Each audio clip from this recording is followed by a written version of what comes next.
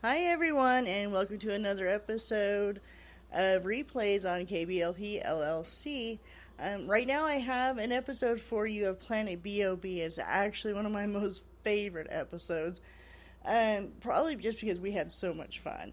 We had a guest on that day, Julie Kinney, who's author of Chaos Coordinator, and she's just an awesome survivalist, and definitely a fan. And we just had so much fun. One point, I think it actually got a little out of control, but anyways, you all enjoy it. There's some great information and a lot of fun, so here you go.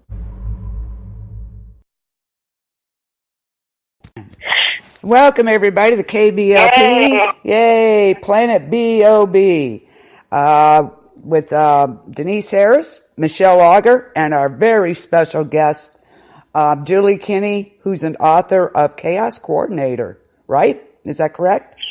Yes. All right. Yes, ma'am. All right. And I'm also... Go ahead.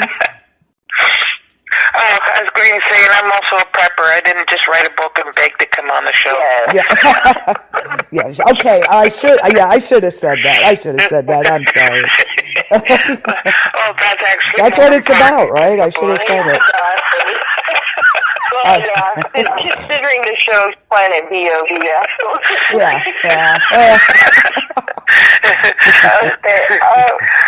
Before we start, I actually just want to say welcome everybody that's here that stayed up late for us and was patient enough to understand that, there's things called time zones. We don't always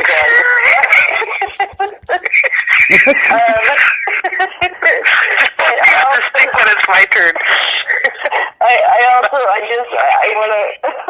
want to touch base, and this is not a show about being some kind of feminazi. This is not a show about men versus women or anything like that. This is just basically celebrating the fact that so many women are getting into prepping now, real prepping, not just being the canners in the kitchen, which I'm not downplaying that, trust me. I know how hard that is.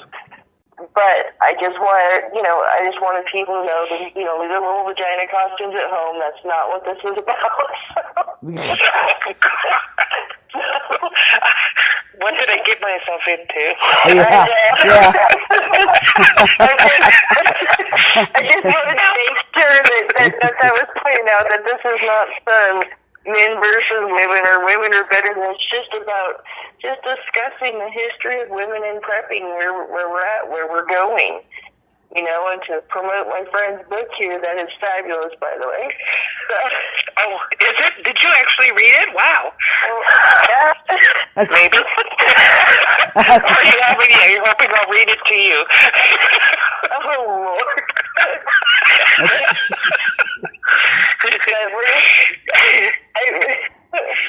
Okay, well, sorry.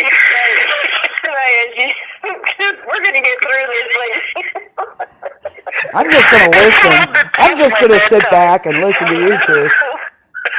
Well, we only went like a half hour now. Come on. Okay.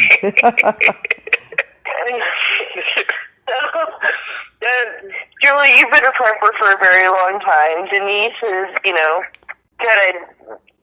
delved into it herself. And I just want to ask you guys, when people, what the stigma was, what do you think people think of when they think woman prepper? The stigma that was attached to it. I don't know if there's this. Are you asking me? I don't know if there's this. Go ahead. Stigma.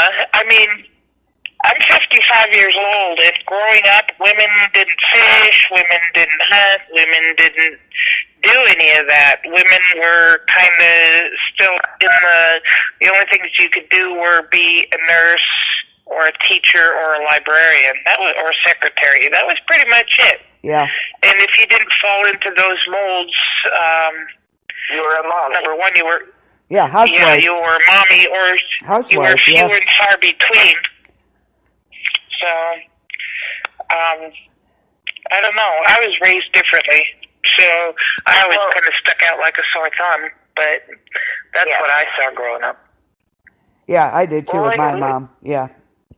Same here. Well, like with me, I've noticed, like, in the prepper community itself, there's still a lot of people who, in the role of women, they just see us as if something's going to happen, we're going to be the ones washing their clothes. We're going to be the ones making their clothes. Right.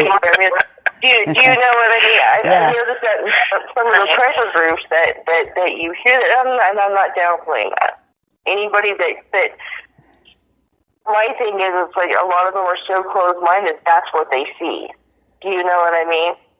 And that has bothered me in some of the prepping group where they're like, well, the women will be, washing and cooking and gardening, and it's like, okay, that's all well and good.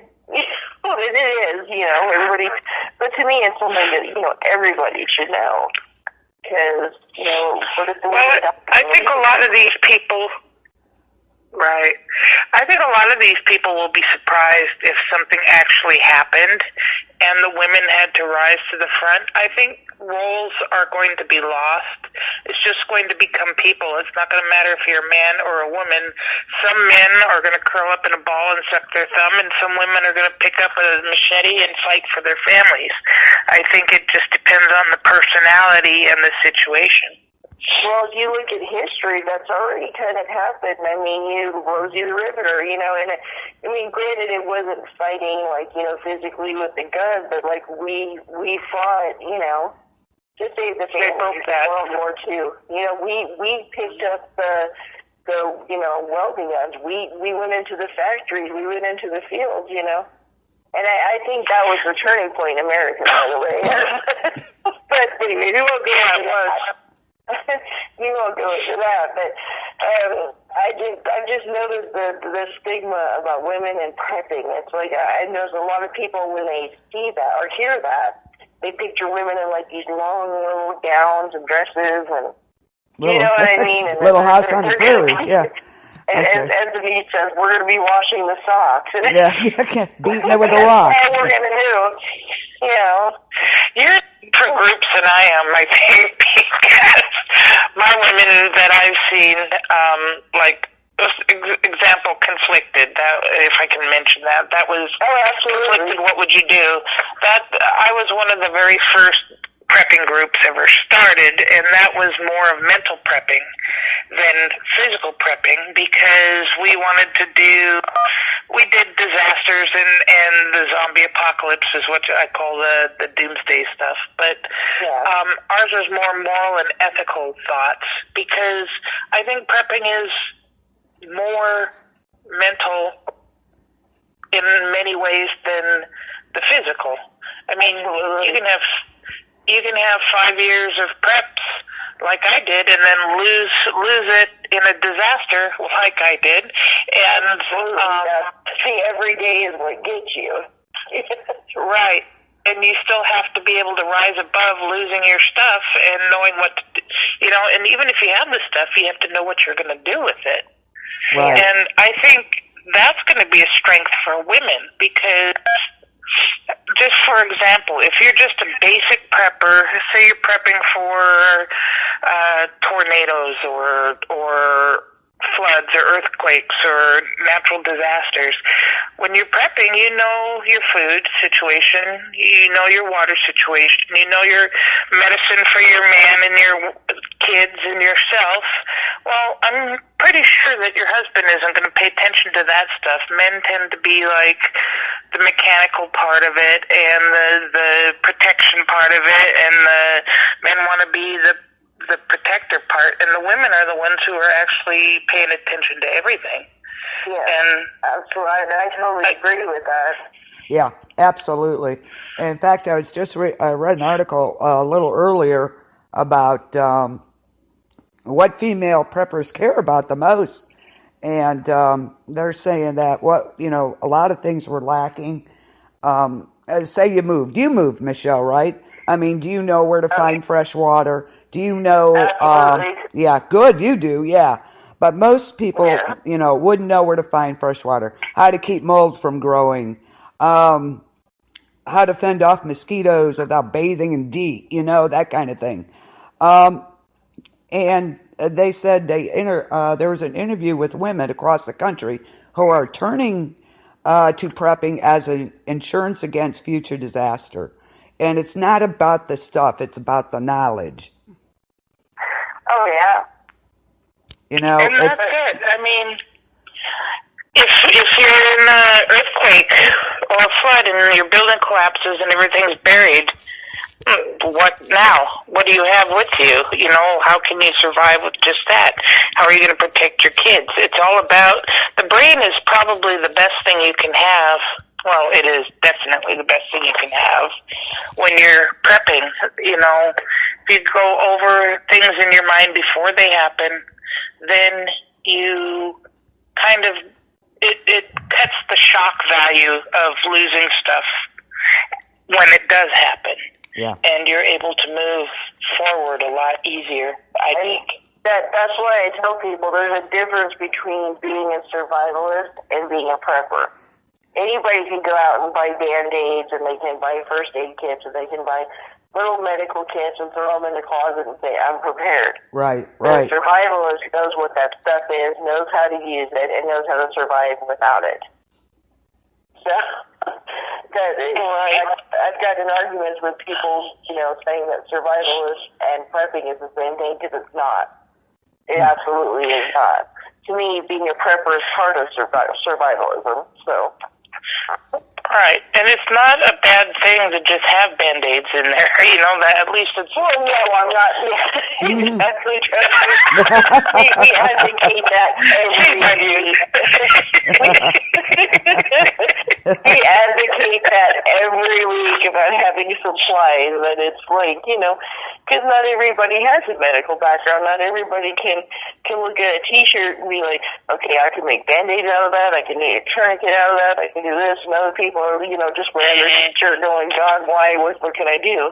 You know? So, well, it drives me crazy. I got out of the quote-unquote survival prepping movement when some of the groups that I was in were saying, all the guys were saying, oh, you have to have these Israeli tourniquets, and you have to have these flailed chest things, and you got to go out and spend $80 on this and $80 on that and $120 on this. And I'm thinking, what the heck? You guys don't even have the training for it, you know? And honestly, I wouldn't go out and buy $80 flailed chest thing when a piece of plastic wrap works just as good, and it costs about 4 cents. Yeah, so, absolutely. Yeah, we touched on that before too, about your kit does not have to be top of the line. Right. You know, I'm not saying you can't have that. If that's what you're comfortable with, absolutely. It's all about your preference. What survival is to you. But if you're a typical woman, you're cheap. Yeah, exactly. We're always looking for a bargain or a deal. Exactly. Yeah. That was another... I'm sorry, go ahead. No, that's okay. I was going to say, and that's the true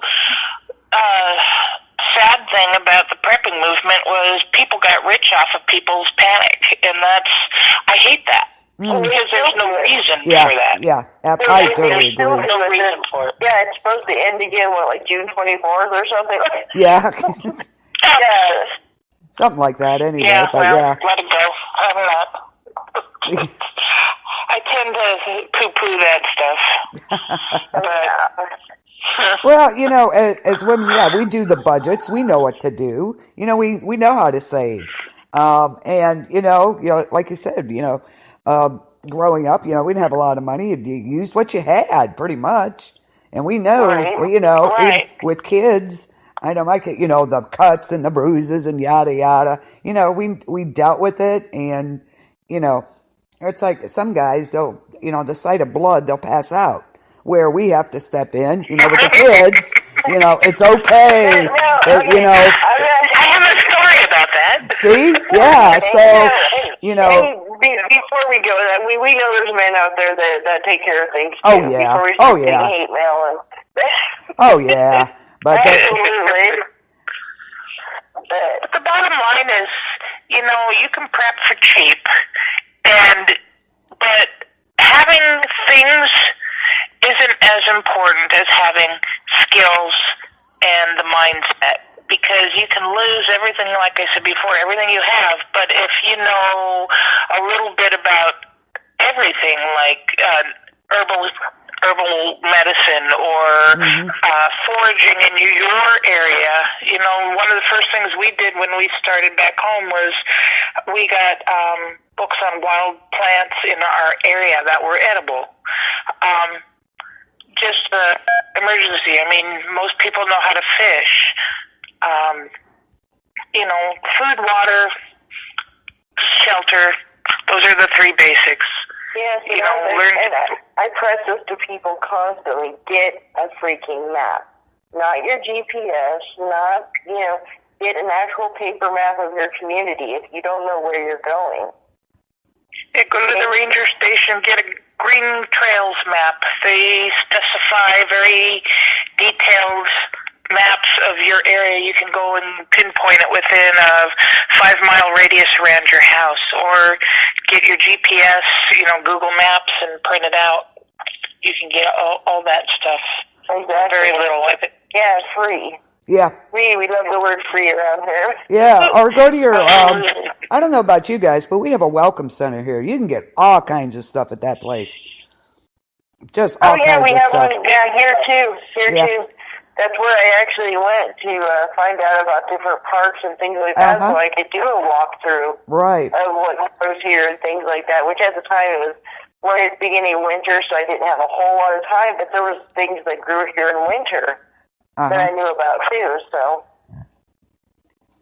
absolutely. Julie, I have to tell everybody about this. Okay, I've been in her group for a few years now, the Conflicted. Then, when she first did her podcast, I was supposed to help her with that to begin with, and then we had schedule conflicts and all that kind of stuff. But she, when that disaster first happened with her that she discusses in this book, I mean, to me, it was like, Julie was like the super prepper. It was like, oh my God, that's like the superwoman of preppers, you know? And when that disaster happened to her, I couldn't believe it. You know what I mean? It was like watching Superman get kryptonite in his tea. I was like, oh my God. It's like, of all people, you know what I mean? It's like I was devastated right along with her. You know what I mean? A lot of us were. And it was like just, I couldn't believe that, you know, this is a woman with chicken coop. She had the whole thing, the garden, the pets in her house, and a snowstorm brought her down. Do you know what I mean? That was serious. Well, it didn't bring me down, but it set a serious dent in my ego. Yeah. Well, I mean, you know what I mean. It's like I just remember you going, okay. The other day it was like just a new sadness post of, you know, this happened. I lost my. I was just like, oh my God. It's like, it was every day for a year. Wow. Well, for the people who don't know, I'll run through that real quick. Yeah. I lived in Washington State on Chinook Pass, 3,500-foot level, and I had met a prepper down in Florida that I was going and visiting a while, and we were talking about forming an alliance. And back home, we'd get about 20 feet of snow in the winter, and I lived on a river. 20 feet, people. Yeah. I lived in right off the river on my own property, and my sons and I built our own little homestead, and we had goats and chickens and rabbits and a big garden and horses, and I would raise a cow once in a while. We had deer and elk, and one winter we had 4 cougars that came and decimated our chickens. And when I was in Florida, the one February, it snowed 6 or 7 feet in one night, and the roof caved in. Not just part of it, but a huge hole. It was probably 20 feet by 12 feet, and it collapsed. Well, when I heard, I tried to fly home, and I got stuck in the airport for 3 days because I missed my flight back. And when I got home alone, right? My son was home alone. He wasn't a baby, of course, No, he's 16, but my parents were watching him too, and he was in school and such. But we lost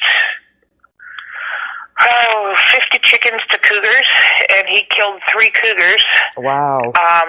But there was still one. In the course of the year after my roof caved in, I stayed in the house for 6 months and tried to salvage stuff and see if I could get insurance, and we lost everything. The guy I was buying the house from kept the insurance money. We got nothing, and we couldn't fix the roof. I actually had a tarp over the roof with poles holding it up during the winter because it happened in February, and we get snow until June. Yeah. And everything molded, everything got wet, everything, the electrical went out. I lived basically in this house for 6 months with the wood stove going 24 hours a day, and I moved everything out and my son to my parents, and I slept on a mattress on the floor so I could keep the animals alive and try to get out there. And it was hard. It was really hard. Wow. And every single day something else happened. Every single day something else happened. My son got hit by a car. Oh my God. I lost my car because the first time I was hit by another car, and I got it out and I drove it up the hill, and a deer came out of the woods and totaled my car. Oh, geez. I mean, it was just one thing after another, and I was a wreck. Yeah, I'll bet. I mean, you were literally the chaos coordinator. Yeah, absolutely. No kidding. But it was the mental stress that was wearing me down. And so, ladies, that is the biggest thing that you will have to fight as a prepper is the mental stress and the strain of trying to keep it together while, pardon my language, stuff. I was going to say shit, but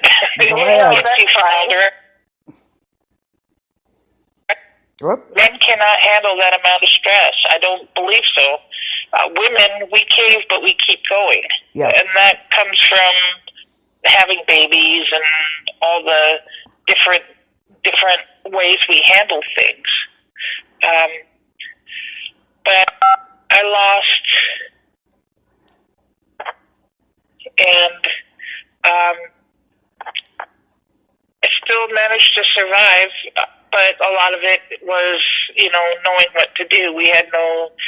I cooked outside on a charcoal grill, and my water we'd take and purify from the river, or I'd melt snow. Survived just fine. That wasn't the issue. I had everything I needed.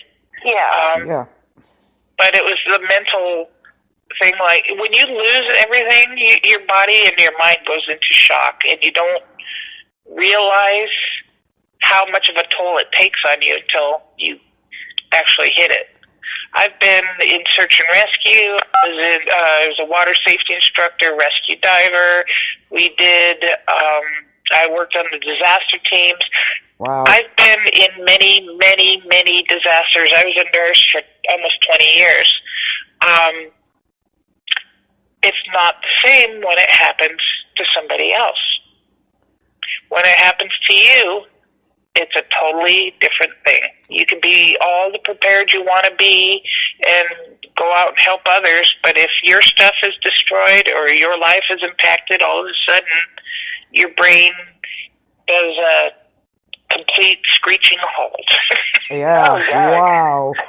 Wow. Yeah, isn't that, I told you, I was trying to describe you to Denise one day, and it was like, I was like, you would just have to talk to her to understand. Wow. Wow. You've been through it. And I've been a single mom for 25 years. My husband was Special Forces, and he died in 2004. And I raised my boys by myself, and I ran businesses and went to nursing school and did all this stuff. And that's hard enough. That's hard not enough. a brag. That's what women do. Right. That's true. To save your families. Yep. But that's a toll enough. It's you're trying to. It is a toll in itself. Yeah. Right. Because you're trying to, take care of your kids. Do better for yourself and work and everything else. So you want to make sure, your rent's paid or you own a home or, food's on the table, all that stuff. And that takes a toll enough. Never mind what you went through. Good Lord, woman. Wow. I can't even imagine. It's what it is. I mean, I couldn't imagine it either. And I'll tell you what, I like to sound like, oh yeah, I cruised right through that. But, I mean, I've been alone most of my life. And then after my husband died, I got married in my late 30s. After my husband died, I was by myself. And you know what? The prepper community rose to the occasion and were very, very supportive in many, many ways, and that just really shocked me. Wow, that's awesome. I did not realize I had an impact on people. That was very humbling. So. Yeah, you absolutely did. I mean, there were so many of us just like, oh my, and a lot of us were in a place at the time ourselves, like, we were helpless too. Not helpless, but you know what I mean? We felt horrible that we couldn't help her, which she never asked for. But this woman, she up to her yin-yang in snow, being buried alive basically in snow. And it's like people were trying to help her. She's like, oh no, I'm okay. Oh God. Well, it's not that.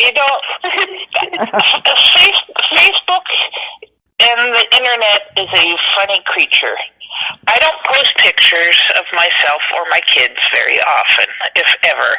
I never, before the house, I never posted selfies or, all that look at me stuff, because Facebook is a big look at me thing. Yeah, I don't do that either. Way.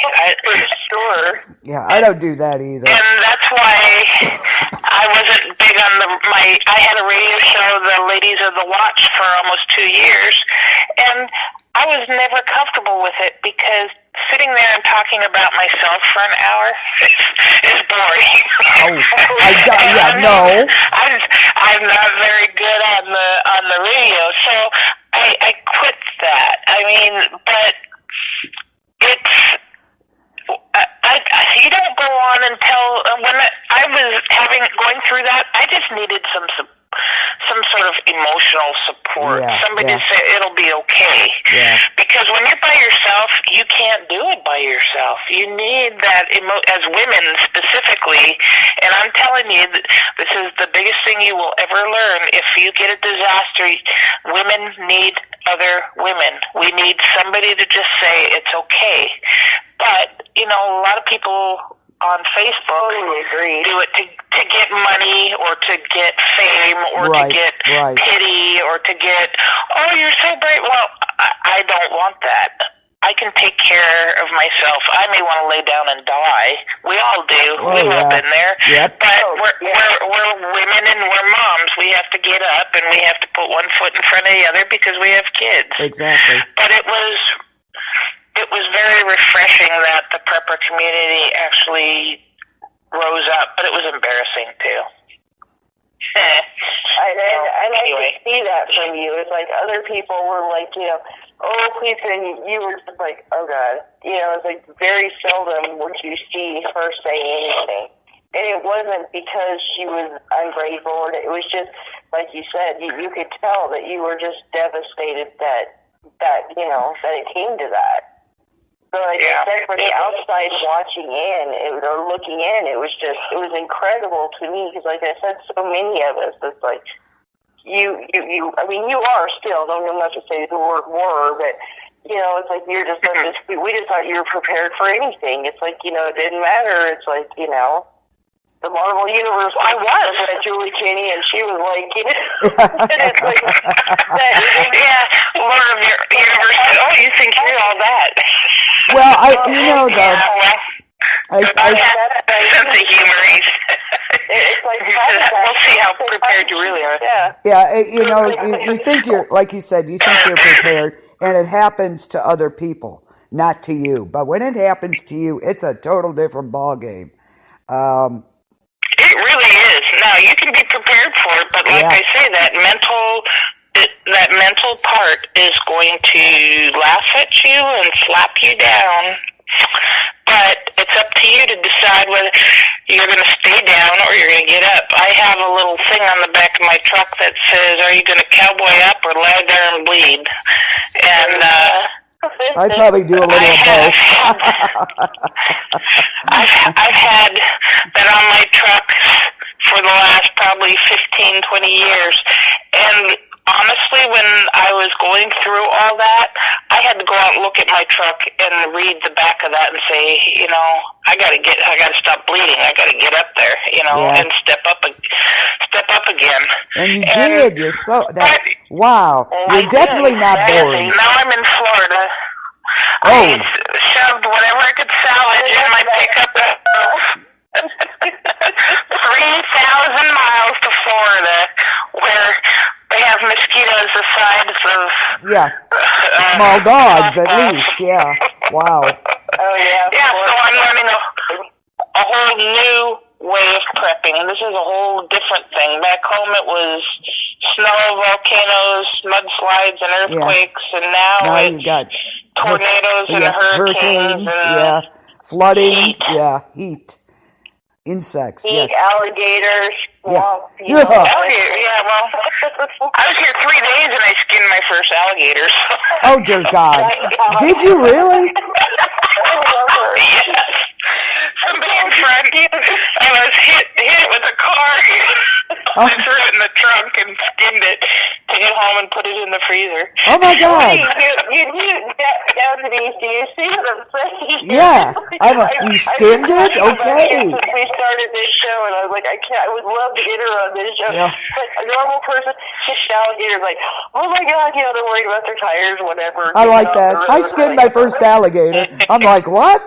Wow. Yeah, and she's like it's nothing. It's actually pretty tasty. If you guys want recipes, let me know.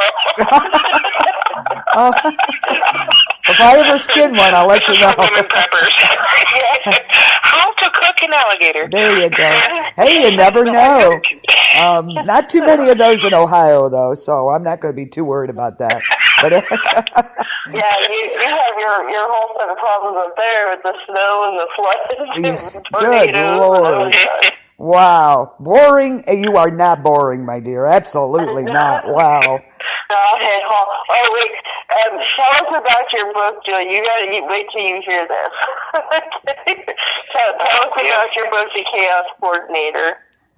What it's about. Well, I wrote 2 books, and they're on Amazon, and the first one that she's talking about is The Chaos Coordinator. And what it is when I was living in Washington, way up there alone, because I was alone a lot of the times, I had an injury, and they told me that I probably would never walk again. And I sat there for 2 years in a chair and thought, oh boy, this is my life. And before, I was very athletic and I did all this stuff. So I decided one day I was going to learn to walk, and I would go out to my horses, and my kids would help me up on my horses, and I would ride around bareback, and pretty soon things snapped back into place, and I can walk now. And I shot mounted archery competitively, and that got me up and getting around again. But while I was sitting on my,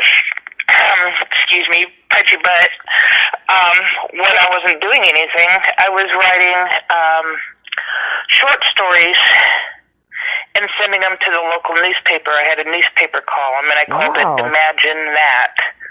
And basically, the premise of it was because when my husband died, my boys were 8 and 2, and they never really knew their dad. And he was gone for 2 years before he died, and off and on throughout their whole lives. So my youngest didn't even really know his dad at all. And so I had a professor once that said,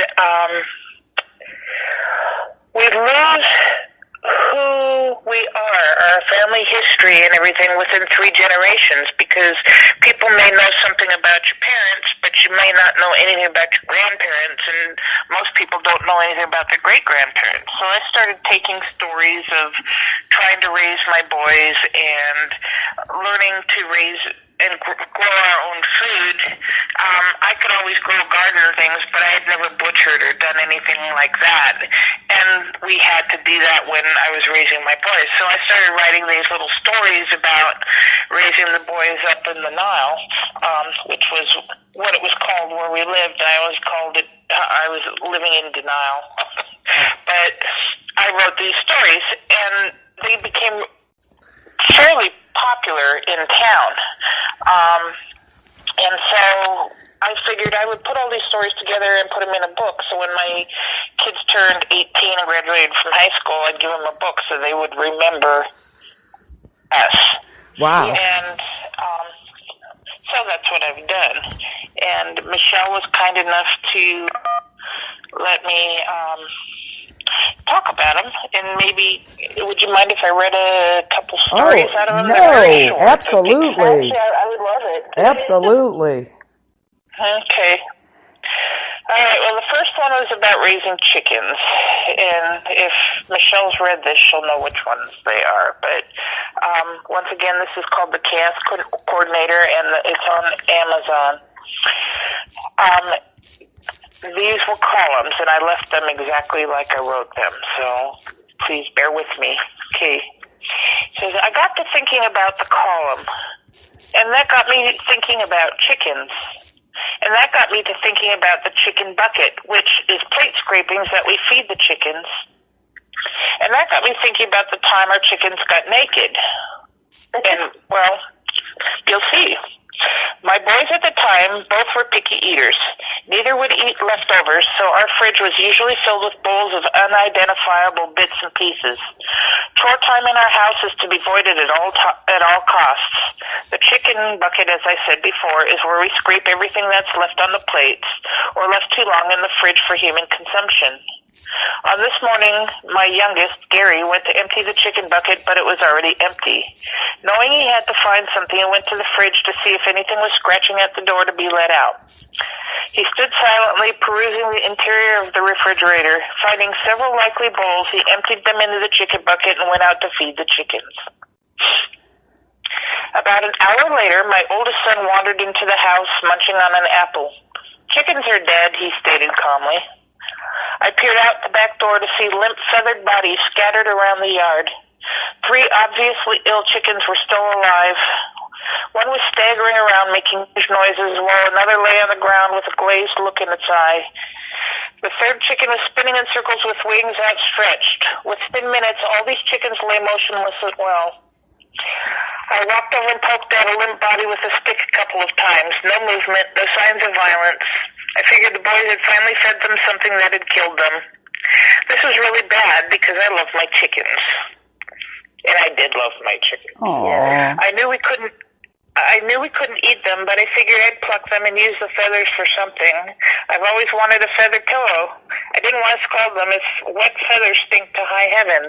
So I got the boys and we sat down, plucked all the dead chickens, placing their feathers into a garbage bag and leaving their plucked scrawny bodies under a tree until I could dispose of them properly.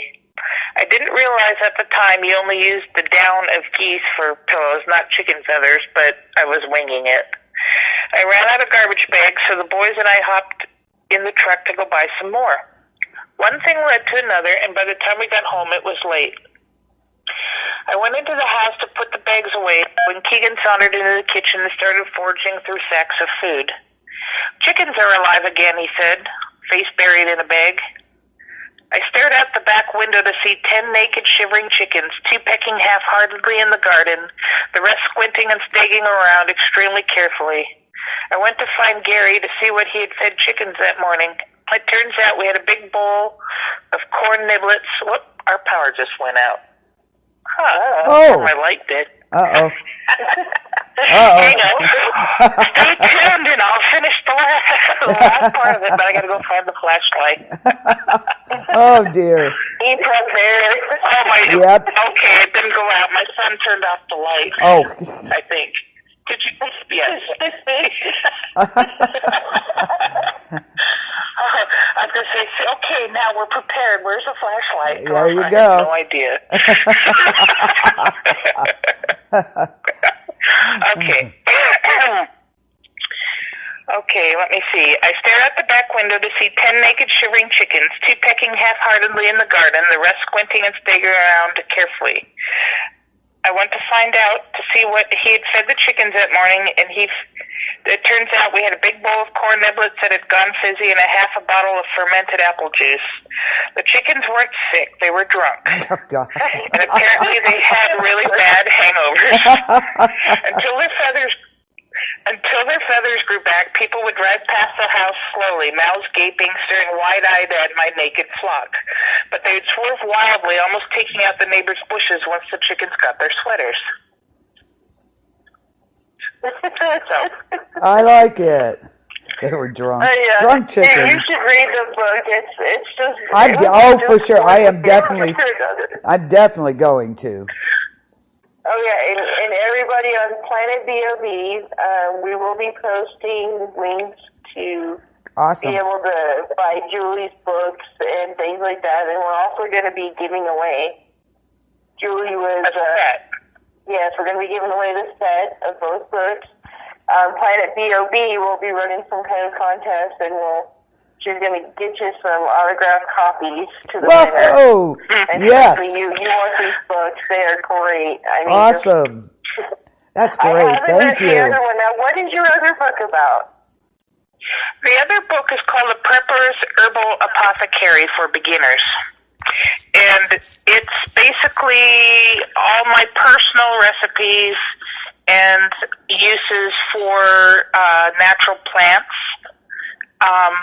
and herbs you can just grow in your garden that will take care of the majority of health issues you might find in an emergency when there's no doctors available. Oh, that's a must. Absolutely. And, you know, we've heard as preppers about fish antibiotics and all the rest of that, and people say, oh, I have to go out and buy fish antibiotics, but they don't know how to use them. So I put a little page in, there about the most prevalent antibiotics that, if you can find them, that you should get, the dosages for adults and children, and what they should be used for. Awesome. everybody should. Last week about raiding the pet stores. Yeah, and yeah. like, you know, how you need to be knowledgeable because you can overdose your children. Oh, easily. Well, and now, since they've been doing that prepper stuff about fish antibiotics, they're putting stuff in them to deter you. Yeah, to deter you. And so you have to read very carefully the ingredients, because some of them have things for, you know, nice, healthy, long fins. Well, if you don't have fins, you probably don't want to take that one. Yeah, probably not. Well, maybe. Why not? Because never know. And you've got to be careful too. I mean, and watch for. Some people may not be allergic to regular antibiotics, but they might have a reaction to the fish antibiotics. So those are things that you have to look for, and that's all in this little book. It's very, very small, and it's only like $4 for a hardback copy. But it talks about. Let me see here. I'll just open it up randomly. Dry mustard plasters, treatments for tuberculosis, homemade electrolytes. I have, I call them herbal stitches. I call them herbal masks, but they're called herbal stitches. I got pictures of a really gross one my dog had that we used. And it took about 4 days for it to close up. Tiger Balm, and then how to treat respiratory, burns, bleeding, urinary tract infections, and they're all different things. Just give us a little spoiler. Just pick one thing at random there and tell us what it is.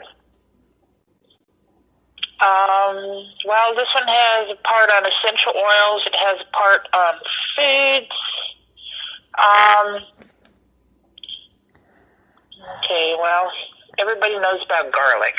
Okay, so I'll read garlic. It says safety issues. Garlic may alter the function on prescription medications. So if you're being treated with blood thinners, medications, aspirin, warfarin, don't use garlic without speaking to your health care provider. Also, people using protease inhibitors such as HIV treatments should consult a doctor before using garlic. That's a rule of thumb with just about anything. And you guys, if you plan on doing this stuff, check with your doctor now before shit hits the fan. There you because go. then you're aware. You know, pick out, what we used to do was pick out things that our family had. I don't have a lot of illness. We have allergies and things like that, but that's about it. But say I had a diabetic, I would go online and I would research naturopathic treatments for diabetes, and then I would look at everything and then I would research it and find which things I could grow in my garden for it, which things I would want to keep on hand, that sort of thing. And then, anyway, it says garlic is used to fight some forms of cancer. It's an antibiotic, an antifungal, an anti-inflammatory. It prevents many forms of cancers: colon, stomach, rectal, prostate, and lung. Controls high blood pressure, high cholesterol, heart disease, and hardening of the arteries. Some other treatments may include treatments of fevers, headaches, diabetes, snake bites, stress, liver function, bronchitis, sinus congestion, ringworm, and jock itch. So those are, and so there's a chapter of that, and then there's recipes in the back using things. But once again, it's very, very, very basic for beginners. But what I was going to do with it, I was going to make an app out of it so you could put it on your phone.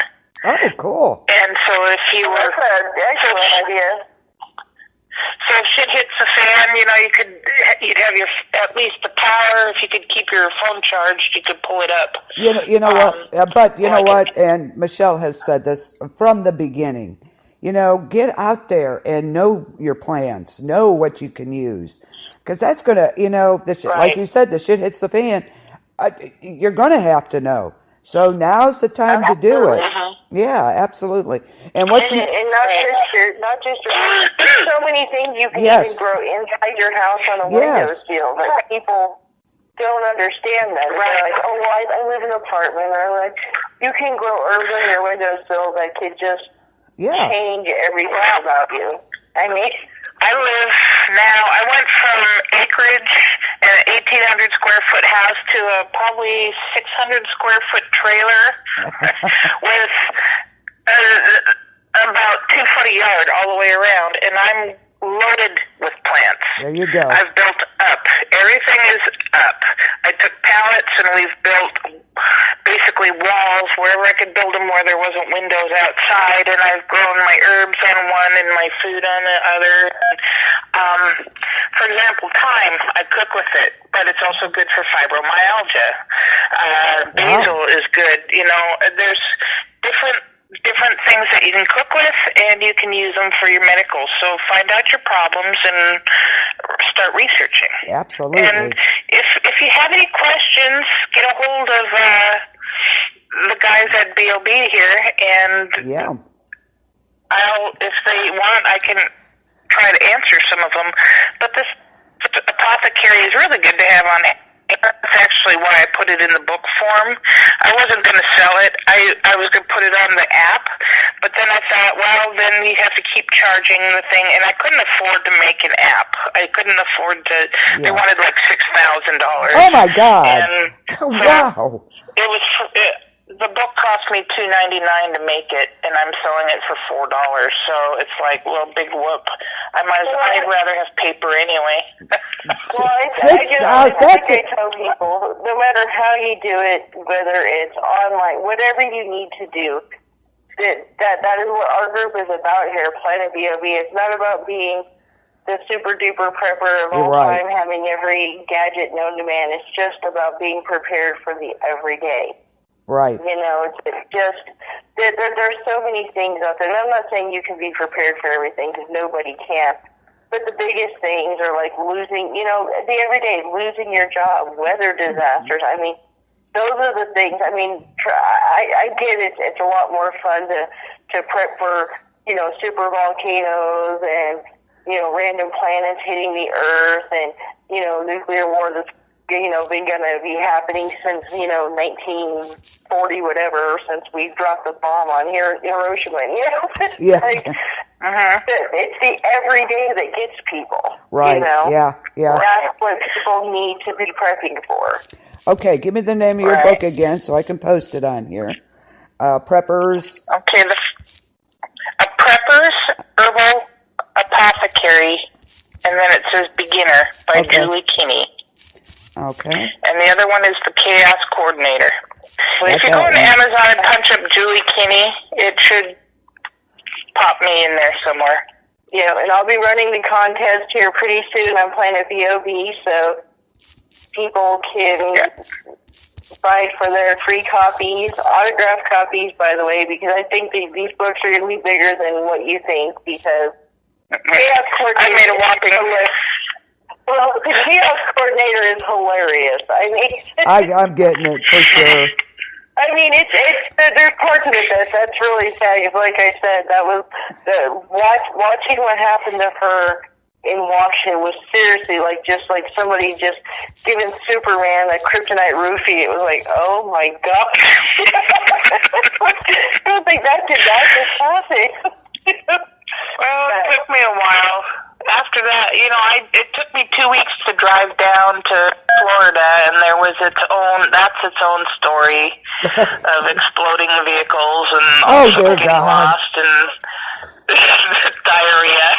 Oh, dear Lord. But we managed, and you know what doesn't kill you makes you stronger. So now I can bench press a Buick. Yeah, way to go, Wonder Woman. Yeah, wow. There you go. Yeah. Oh, my Lord. But it is what it is. And women have it rough sometimes. Oh, we all yeah. do. I mean, there's women who have way worse than me. And they manage, and I'm in awe of the way that they handle them. So we're in good company. Absolutely. And that's one of the biggest things I've noticed with women preppers. It seemed like at the beginning, women preppers were almost like female lions. It was like they were protecting what's theirs. It was like they were, you know, attacking each other. We were all like, you know, calling each other. I mean, I'm talking about on like the Facebook groups. It was like, well, you're stupid if that's what you think. You know what I mean? Stuff like that. Yeah. I've noticed it's changed probably in the last year or so, where women have really kind of united in the understanding that this is it's a sisterhood. We should not be doing this. And I know that sounds very, you know, feminazi or whatever you want to call it, which I am not. But I have noticed that, and I've noticed the respect level has changed too in these groups, because when I first started in these survival groups, I'm serious, there were guys like, well, yeah, when you're in the garden and, you know, making clothes, we could be doing this. It's like, excuse me, son, I will shoot you right out that wall. So, like, that's also happening. We were all wrapped up in what I call the RPG, the role-playing game. Right. We were all stuck in this, you know, apocalyptic world of there's not going to be technology, and we're all going to go back to living like Quakers. And a lot of us were really wrapped up in this and talking about raiders and camps. And it's like, the reality is, if something ever does happen to the world, and I'm not saying it won't, but it can, but the reality is the electricians, the plumbers, the scientists, the inventors, not every one of them is going to die. we will eventually again have phones. We will eventually have light. We will have running water. We will have sewage systems. We're not going to go back to living like we did in the 1500s. Right. And even if we did, it's not going to be for long. You know what's a really good example of that is Stephen and Owen King's book, Sleeping Beauties. Did you read that? No, I Michelle? have not. Okay. In it, short version, women go to sleep and they go to what they call this other place. And they have to do things. It's only women, no men. It's only women, okay? So there's like a doctor, there was a warden for the penitentiary, there, of course, inmates, but there were other people. The one woman, she's older, but her husband was a plumber, and she picked up on things. So she got running water going. It was really good that they had these different groups of women doing these things, getting the shelters. Absolutely. And that's how it's going to be. You Yeah. know what I mean? If there's ever an apocalyptic situation where, let's say, like, something does happen, let's say super volcanoes or, pick your disaster. It's like not everybody that has knowledge of anything is going to die. Right. Do you know what I mean? Yeah. You're probably more than likely not going to have to bring buckets to a creek. You're not, you know what I'm saying? Right. Eventually you will have the things back. Excuse me. That you had before. Maybe differently. You're not going to get on Facebook maybe or have the internet. Yeah. No, but it was cell really, phone. since we were doing this and I had read it, I was like, wow, that's exactly what we're going to be talking about, because that's exactly what they did. They used what they knew and did what they needed to do. That's amazing. It was great. It's called Sleeping Beauty. I need to read that. How did I not read that? I don't know. Sleeping Beauties. Yes. Such a good book. I got one when my daughter and I went to see him in September. So, but yeah, it's called The Other Place, and it's all women there. The women that have fallen asleep, they go to this other place. And they're making, they just gave, one gave birth to a baby, and they had to, it was breech, and somebody knew the knowledge how to do that. So, everything turned out good. But, it just really, it was different for me reading it because of this, because of Planet B.O.B. You know what I'm saying? Yeah. I read it differently than maybe somebody else would, because I came to mind all this. Like, wow. Exactly. Well, my views actually changed when, I believe it, you did, who did you do your show with, Julie? The podcast that you did? Dawn Appleberg. Dawn Appleberg, yes. Oh. Okay. Or CRN. Okay, well, you and Dawn actually changed my mind on, like, what I saw as far as, like, prepping, because I've been doing this for years, And like I said, when you get caught up in that RPG, you're really like, you're in it. You're like, oh, I'm going to do this, and I'm going to secure my walls, and I'm going to... A Rambo! And it's like, they were actually the ones who kind of like, lifted it up and like, hello, reality, it's like people should be helping each other in situations like this. So, Julie used to talk about how she used to have little bags and things ready for her neighbor. How she had things like, like if a disaster happened in her neighborhood, she had preps ready for people who didn't have them. Wow. And at first I thought, well, that's kind of naive, because they're going to know you have stuff, they're going to kill you. But then if you really think about it, it's like a dog or anything else. It's like if you give them food, you show them that you're not going to hurt them, that you're your friend. Generally, they're going to be your ally, and they'll kill for you. And humans are much different. Yeah. Right. And it was more, the stuff that I had were in gallon bags, and it was enough. It was like a 72-hour kit. It gave them enough for 3 days, and it had a Boy Scout book in it that showed them how to make fire, fish, and, Boy Scout manual, if you can find one at a Goodwill, is one of the best tools you could have, because it tells you a little bit about everything. How to fight off vicious dogs. I mean, just stuff you don't think about. But it was in a zip. It all fit into a gallon Ziploc baggie, and so people couldn't tell what you had based. Okay, yeah. Yeah. It was, Yeah. So that was the premise of it. Absolutely. Well, and a lot of things like you guys were doing, like you guys probably didn't think that you had that big of impact on people, but you actually really did. Like for me, a lot of things that I did, I mean, like after hearing what you did, I started making kits for homeless people in Amarillo, Texas. I used to like just hand them out, you know what I mean? It just wasn't much because, you know, I wasn't rich. But, like, I would, you know, just hand out a toothbrush, toothpaste, you know, a map to, like, area fish ponds, you know, how to make a fish, you know, different things like that, a fish hook, you know, just different things, how to build a Dakota fire pit, because, you know, fires were illegal there, but if you get one in the ground where it can't be seen, it's like just things like that. And I did that because of what you guys were doing. You guys inspired that. Oh, well, that's kind of you. Thank you. But yeah, I mean, and like I said, the view just turned around. It's like I told people in our tornado thing, it's like if you see your neighbors struggling and you still have your home, don't be like, oh, well, sucks to be. Try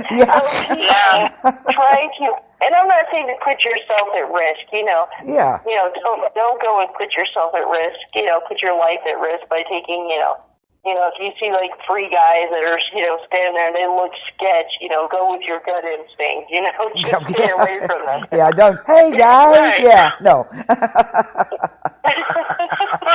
and that's especially true for women. Yes, because yes. people will take advantage of you. Well, but, I mean, That's right. as humans, you help, I believe, this is just my thought, but you help people because it's the right thing to do. If, you know, there's a lot of preppers out there that are the zombie preppers, and they're like, oh, we're not going to tell anybody, we're going to kill them all, we're going to shoot them all, we're going to live in our isolated little thing. Well, what the heck is the point of living? Yeah, exactly. There's no quality of life for you if you're the only ones there, and your rule of law is take what you want and use what you want, and there's nothing else left. You know, scorched earth policy. What's the point? I mean, I'm a Christian. I'm not going to, and I would you know. love to see them try. Do you know what I mean? What I call the armchair zombie preppers that are going to go out and kill everything. Like, I would love to see with a true survivalist prepper go to their house and try to take their stuff. I triple dog dare you. Well, that and, you know, living alone or living by yourself or for long periods of time make you go crazy. Well, humans are meant to be basically herd animals. I'm sorry, but we are. We're herd animals. Women specifically need other women. We don't need other men. We need other women. Very and any true. man in the world will say women talk too much, women repeat themselves, women do this. That's how we interact with women, and we don't see anything wrong with it. You can't do that with a man. No, you're right. You're very, very true. Very true. Okay, guys, you want to take a quick break? Sure. Take a quick break? Okay. When we come back, we're going to discuss those things I was telling you about, the stuff that's, you know, directed at females that, you know, that will help out in a survival situation. Yep. Coming up. Okay. If you embarrass easily, I suggest you, Yeah, it's gonna. Yeah, we're gonna get down and dirty, guys. We're gonna get down and dirty. So yeah, okay. Don't go away, and we'll be right back with our special guest, Julie Kinney. Get to Old Navy today for 50% off all men's tees. Plus, tomorrow, Old Navy card members get flip-flops for $1 at Old Navy and OldNavy.com. Valid 6/16. Excludes active, licensed, men's packaged flag and in-store clearance. Flip-flop limit 10 select styles. KBLP LLC. Check us out on iHeart, Speaker, YouTube, iTunes, Spotify. With the best podcasters in the business. Denise Harris, Chris Stevens, Michelle Auger, Ike Diaz, Desiree Pickett, Anissa Nicole, Cecilia Flores, Lolita Diaz. Sponsored by TBs303.com.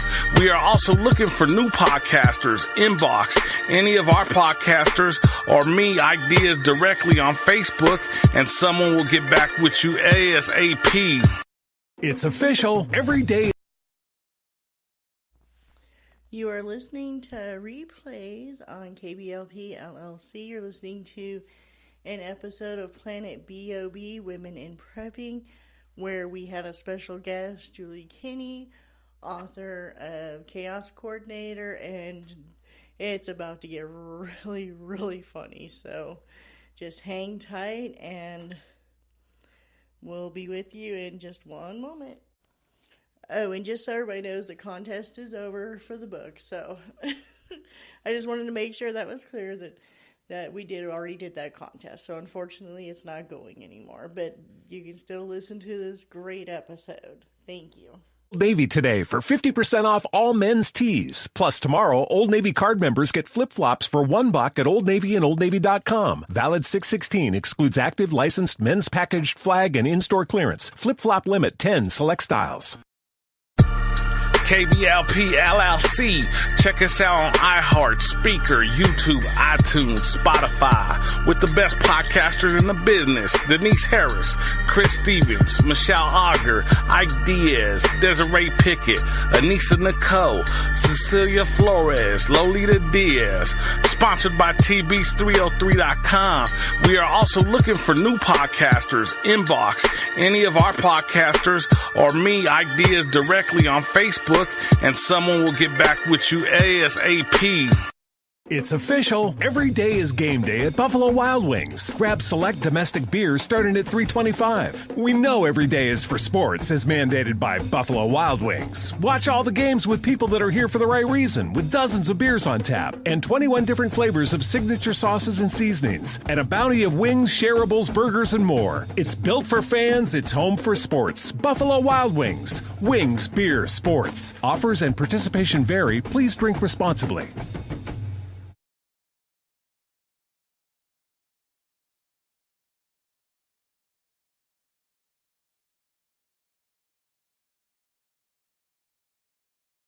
Back. Welcome to KBLP. This is Planet B.O.B. with yours truly, Michelle Auger, and our special guest author tonight, Julie Kinney. Hi, guys. Hi.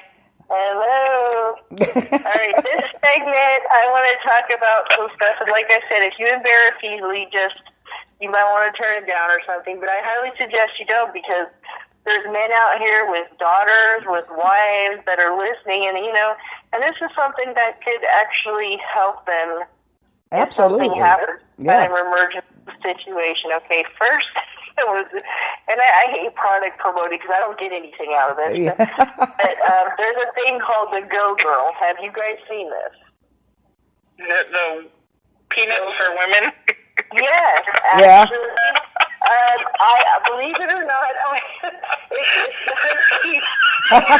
Listen. I could have used that driving across the country.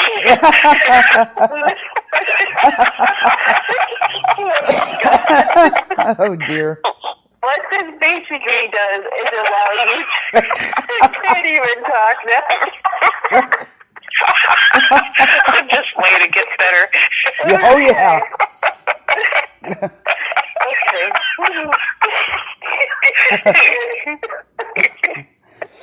Okay, deep breath. Okay, yes. It's not actually a penis. It just looks like this. It allows women to pee standing up. Like what? No, it does. I don't know what kind of penises you're used to, but it looks like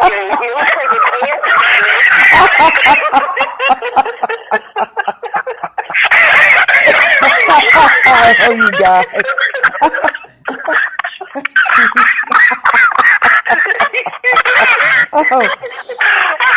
Oh my God.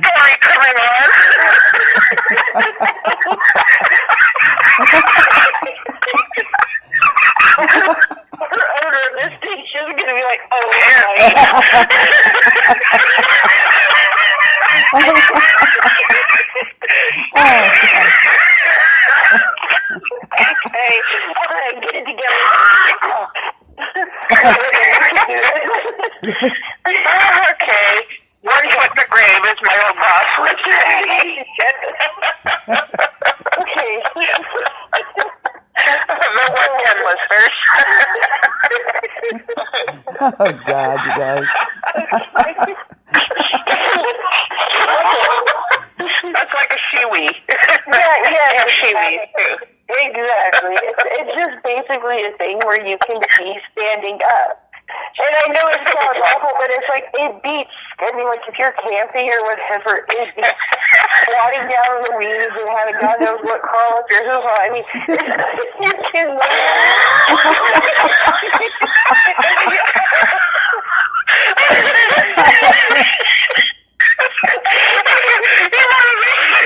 You might as well just call it a night. You're never going to beat that one. No, probably not. Probably not.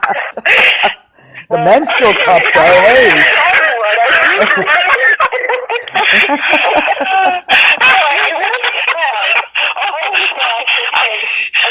I stand corrected.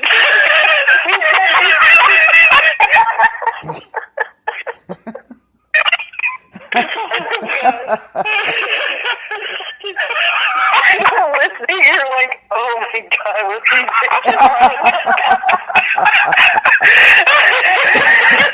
I'm interested in what climbed up your hair. Oh, God. When you're like going in the dark or something, you don't know what's in those weeds. You know there's a snake or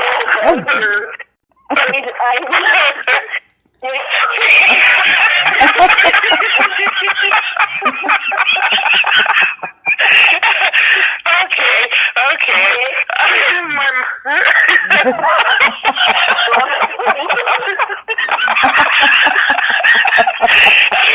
Oh, God. Oh. Anyway, Yeah. what this can do actually, it also keeps... No alcohol was involved in this. Nope, nope. Oh my gosh. I don't think they even do the legal thing, so...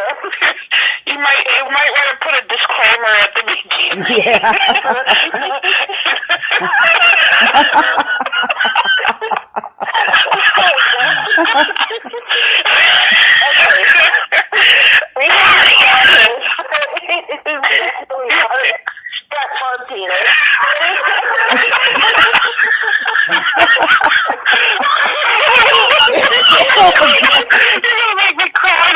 I already am. Stop.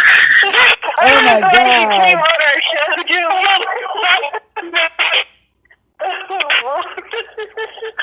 Anyway, so it's like that. This is, to me, a sanitary option for women, you know, like me, who don't want to be crawling in the ocean if you don't have to.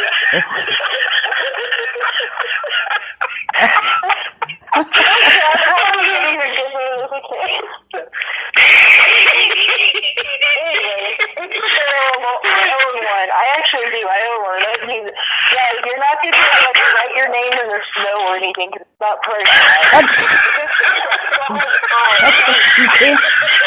You can't aim with it? Come on.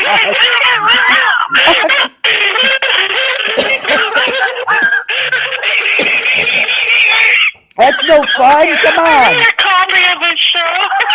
Oh, my God. Oh, yeah, you'll be able to download the show after. Oh, my We God. voted one of the best of Michelle. Yes, absolutely. Planet Bob.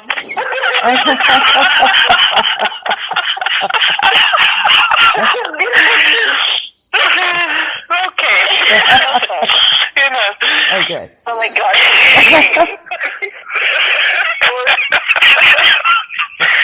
Okay, it's not pressurized and you can't write your name in the snow. Well, that's no fun. A lot of women think they're like, oh, great, I can do this now. It's like, no.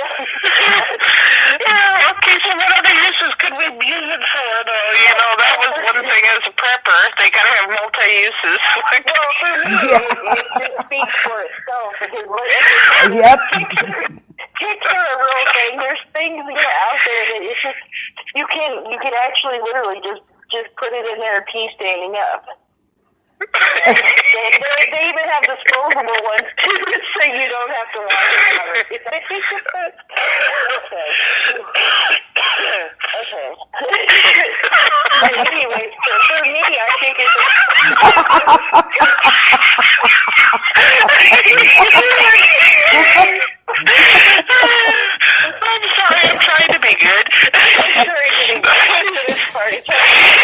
Oh my God.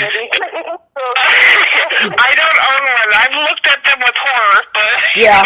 Yeah. I used to too until I actually got one. And the first time I was out like hiking, and it's like there's nowhere to go, and there's like all this dry brush around, and and it's like it was just a horrifying thought to do that. Because that's all I kept thinking is like there's ticks, you never know. So it's like I actually did it, and I really did. I mean, it was easy. There was no problems with it. You didn't have to pull your pants down. You didn't have to pull your pants down to your ankles. down the front of your leg,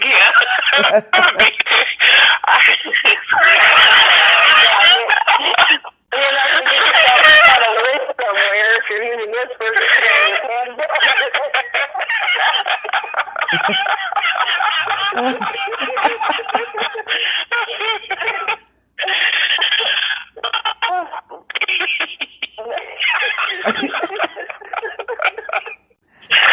Oh, dear. It does work. Yeah, I have a story about that. But it really does work. You know what I'm saying? It's not something you have to pull your pants down to your ankles to do it like you would normally. You can actually be looking at it and just have like a little crack showing, and you're good to go. Okay. But yeah, We're coming down this. and it's not about wanting to be, a man or anything like that. It's just about convenience of being able to do that without having to expose your business and, Well, I have a story about that, if we have a second. Sure, go for it. Please. I was an outfitter, and I was taking a group of people on a horse trail ride through the mountains, and we were coming down this trail, and up above, I hear all these people laughing, and we're passing them, and I'm coming up, and there's this girl off to the side. She's peeing on the side of the trail, and she had to go, and she was so embarrassed, she pulled her shirt up over her head, so nobody would see her face, because she was peeing, and she couldn't stop right in the middle. So I could see where that would be useful in this type of situation. Oh, there you go. Yeah. You don't need to take it with you to the mall just to prove you can pee standing up. Yeah. It's designed for camping and different things like that, hiking, so you don't have to do things like that. You don't want to.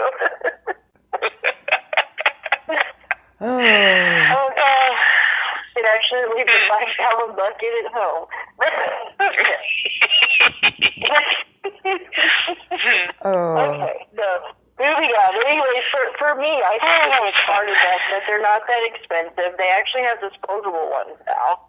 And I just think that it's just a better alternative than having to do that. And especially, like I said, if you're out camping with, friends or whatever, when your drunk friends come through the woods, you don't want to be down your pants down to your ankles, and you don't know if you need to jet real quick either. What if a bear comes out? And your drunk friend comes out and see you doing that, they're going to wonder. You know that, right? You got yourself a go-girl. You can poke him in the eye and run. I was going to say, if a bear comes at you with your pants around your ankles, the last thing you're going to worry about is whether you're... Yeah, very true. You know what I mean? It's just a time issue. If your pants are down there, you can run a lot faster. Get out of there quickly. All right.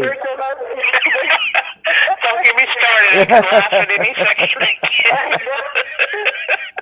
Well, this is just something that, okay, we're going on to the next item. Okay, the next item is stuff for when a woman has her period.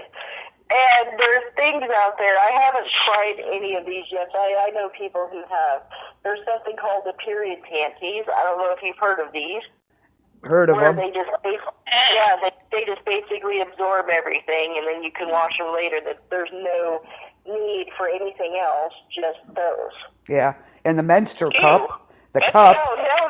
Yeah, doesn't that sound gross? I don't know. The menstrual cup, they have that out. Yeah, I actually have a friend who used one. She swears by him. She says you can't feel nothing. That it's all absorbed with this this stuff. I don't even know what it is inside, but she says it works great. Yeah. So, I mean, it's just an option, you know, if that's what, you know, if you're in an apocalyptic situation or in a situation where you can't get to the store to just run and buy pads or tampons or whatever real quick, that is something that you might have in your bug out bag just in case. According to what I read, that menstrual cup lasts like 5 years for that thing. Well, they used to use that in the 1800s. Yeah, I mean, menstrual cups have been around for a very long time. That was my next thing. Yep. Is they have been around for a very long time now. For me, I don't know if that's going to be something in an apocalyptic situation that you can actually have and keep clean, you know what I mean, the menstrual cup, unless you have, you know, an endless supply of water and things like that. Well, you got to wash out the other things, so either way. Yeah, exactly. Now, then there's this other product that I saw that I'm not sure about this one. It's like a sponge, like a sea sponge that people are using as tampons. Uh-huh. And they're reusable. Like, you take it out. That one seems like it would be a little more unsavory. Yeah.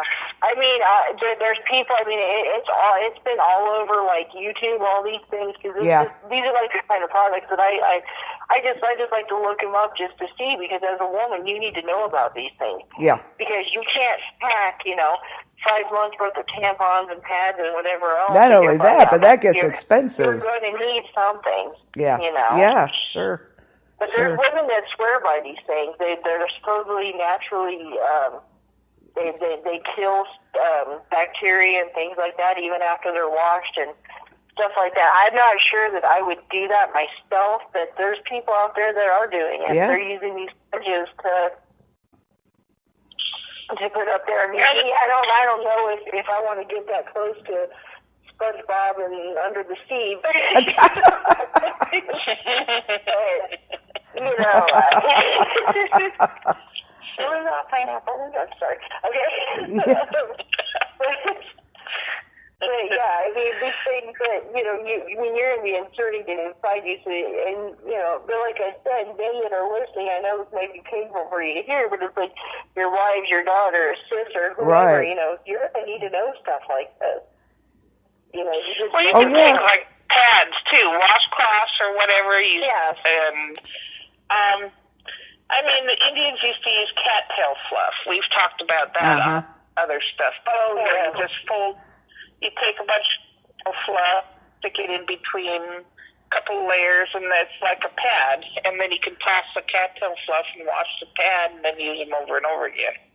Yeah, that's assuming you're going to have cattails and cattail fluff around you. That's you know, a certain time of year. Right. Yeah, absolutely. There's several things that you can get and buy, and, you know. Also, birth control. This is one thing I stress so much to our listeners. It's like, do not rely on somebody else. Do not say it's the men's job to have condoms. Do not say it's the men's job to do. You know, you need to protect yourself. As I've said several times, save yourself. Do not rely on other people. Save yourself. Yep, absolutely. You know, have condoms, have some form of birth control. There's several herbs, there's different things out there that can help you with, you know, not getting pregnant. You don't, you know, like they say, it's 100% of it avoidable. So I can't even talk now. You guys. Oh, sure.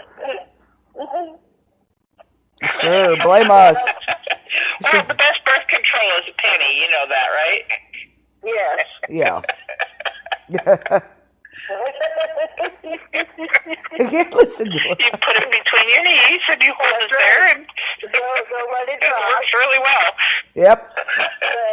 But I mean, you know, let's face facts. When you're in an emergency situation, that's when everything's heightened, and that's more than likely when you're going to end up doing something stupid. Yep. It's a relief, yeah. After life and death experiences, exactly. The first thing they do to reaffirm that you're alive.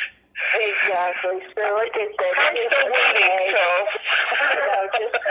I know. My sister's probably listening to this right now, and she's probably like over there going, and then you wonder why you're single. I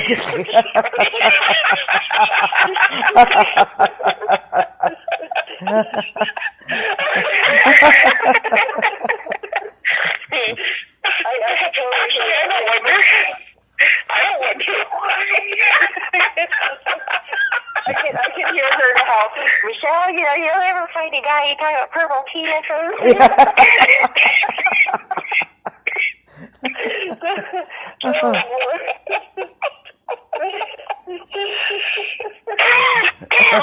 But no, I do. I get online and I study new products and like things like that. That's the only one for me that that I saw as any kind of practicality. Now the period panties, I know people who have those and they swear by them. They swear you can wear them all day long and never feel a thing, never smell, nothing. You can't. They're good to go, and you go home and wash them. So I don't know. I don't see how it can work, but apparently it does. So. Yeah. Yeah, that's me. It's kind of like, in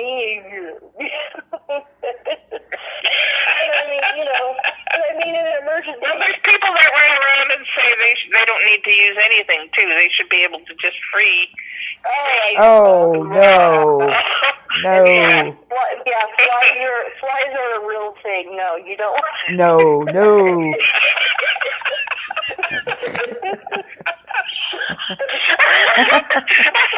This is so gone downhill so fast. I can't.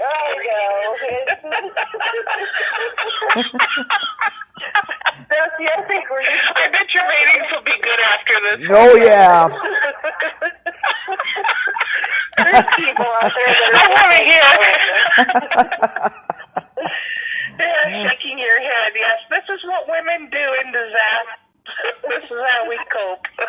Well, it is. I mean, it's funny you bring that up. I just read that thing study about laughter, about how it is like here. It's not just a saying. It truly is the best medicine for anything. No matter what you're going through. Well, EMS and policemen and all of that, when you're face-to-face with horrifying stuff every day, the black humor is the way of coping. Yeah, absolutely. I've gotten through working in the field that I have for so many years. You have to have a dark humor. Oh, yeah. Yeah, for sure. Yeah, definitely. But there's so many products out there for women, and and some of them are made by women, some of course were made by men. I have no clue what women would actually use, apparently. Yeah. No, I don't know. No. Exactly. But there are things out there, and like I said, it depends on the emergency, and you have to really think, at the very least 72 hours, but in reality, in a disaster situation, such as a tornado, earthquake, whatever, you're probably talking that you need to really have preps for at least a week or two. Oh, yeah, at least. I would say 10 days, it seems like. When I first moved down here to Florida, we were hit with Irma. Within 2 weeks. Oh, wow. And it was my first hurricane, and we were without power, and off the road, the driveway, and it was about 7 feet deep in spots. Wow. And no power for 10 days, no way of getting out for over 10 days. And that was pretty much the average all the way around, even with FEMA and all the rest. Most people weren't getting help. So that's a good... Absolutely. Okay. Yeah. No, I was going to say, that's just a good goal, 10 days. Yeah, exactly. I mean, even go for the whole 2 weeks just to be on the safe side. And that's what I tell people. Do not rely on the government. Do not rely on your city. Do not rely on your county. Do not rely on your country to come save you. You need to save yourself. Because more than likely, nobody else is going to do it. Exactly. So you need to have your own preps, your own things. Help somebody else out if you can. Don't put yourself in danger. Don't put your family in danger, but help somebody if you can.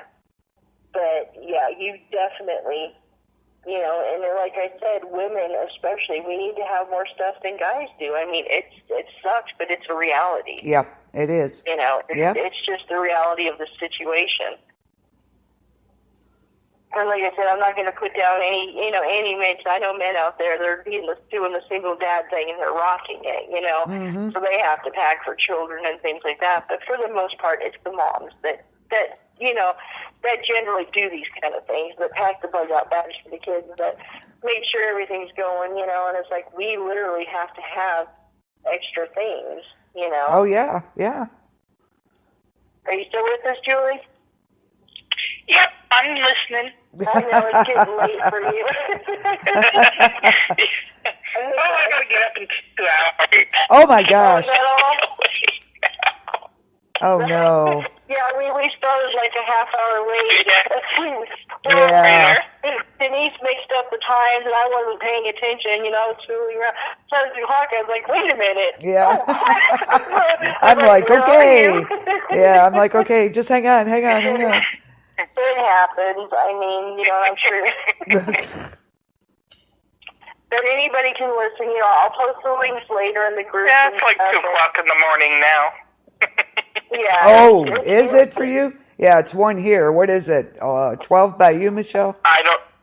Yeah, it's 1 o'clock in the morning where you are, Julie. You're East Coast. Right? You're Oh, is it? Okay. Yeah. Well, Yeah, it's 12 o'clock here, and I'm on Central. So, Yeah. but I mean, oh, there you go. there's so many things, and this is another thing that I want to stress to everybody, to the women listening, to the men listening.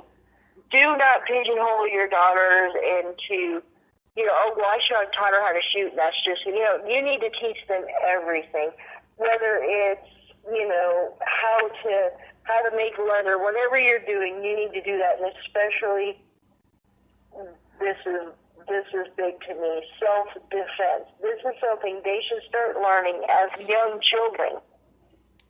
Young women need to learn how to defend themselves. People need to do this, because in situations, you look at Hurricane Katrina, down there in that dome, people were trapped in there, people were being raped, people were being assaulted in this dome. You know, and you need to teach, especially your daughter. I mean, everybody should know this, but your daughters should know how to defend themselves. They should know how to get away. Yeah, absolutely. I'm not saying they need to learn how to kick somebody's butt and, you know, roll them down a hill and, you know, but they need to know how to do this. And this is so important. And fathers, if you're listening to this, teach your daughters. Teach them how to defend themselves. And if you can't teach it, break it down, teach it. Send them to a karate place to exactly. to have them learning. Whatever you have to do. Right. A lot of places have self-defense classes now. Take them. Take them. Exactly. Most of them, there's so many for free. Yes. I know there's police officers that are teaching this for free. Yep. You know? Absolutely. And they need to know, even as young, you know, as like 7, 8 years old, I mean, this stuff is real. They need to know how to get away. You know? Well, and in our society, that's just a necessity anymore. I mean, it's getting worse. We see, you know, with the I'm not going into the politics, but with, you know, the arguments between both sides on the politics, and then you've got the terrorist organizations, and every day you see bombs going off, or people shooting at people, or driving a car. You know, teach them to be aware of their surroundings and how to get out of a situation that could be potentially dangerous. Always have that you rely on. It's always going to escalate now. It's never, you know, the history has not ever shown that things get bad and then they go back to being good. They always just continue to get worse because our society is so permissive now. Yeah. Very true. Just about anything goes. Well, like I said, it's the everyday, because let's face it, I mean, yes, terrorist attacks, you know, gunmen, all these things, I'm not saying they don't happen. Of course they happen. But they don't happen every day. But what does happen every day is kidnappings, rape. Yes. Yes. You know, Yes. these are survival situations that your children need to know what to do. And don't wait on it. Don't be like, I don't know how to do. Don't be embarrassed by it. They need to know. They absolutely need to know. Like you said, be aware of the surroundings. Yep. Always have that yellow light on. Don't ever go green. Don't ever feel like, oh, I'm safe here. Because you're not. You're not safe anywhere. I mean, I don't want to be the paranoid, person. But it's true. People need to be. If you're walking through a parking lot, look around you. If you see some sketch guy, kind of staring at you, or two guys talking, and one goes one way, the other goes, and they're both looking at you, go back inside the store. Yep. Don't go to your car. Yeah, hit your alarm on your. Yeah, hit your alarm on your car. Yeah, that button on your keypad. There's so many things you can do. What? You there? If you have kids, teach them that there's a danger word. Can you guys hear me? Yeah. Yes. Okay. I don't care what it is, peanut butter, and something we use every day, so that they know that if you say this word, that means you have a pre-planned response. For example, it's a great idea. Come here and get in the car. Right.